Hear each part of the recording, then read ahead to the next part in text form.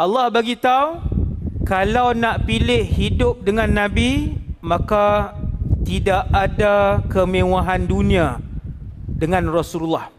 Sebab apa? Sebab sifat Rasulullah, kalau pagi Nabi dapat 200 ribu ringgit contoh. Nabi dapat ratus ribu hingga jutaan Nabi dapat. Orang bagi. Nabi dapat.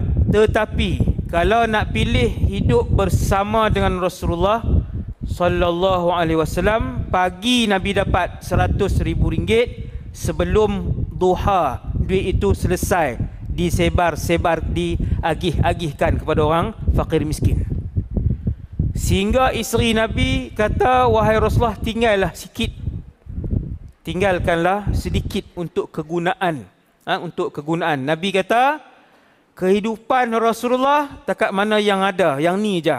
Bukan tak ada duit. Nabi ada, tetapi Nabi tidak pernah menyimpannya hingga ke hari esok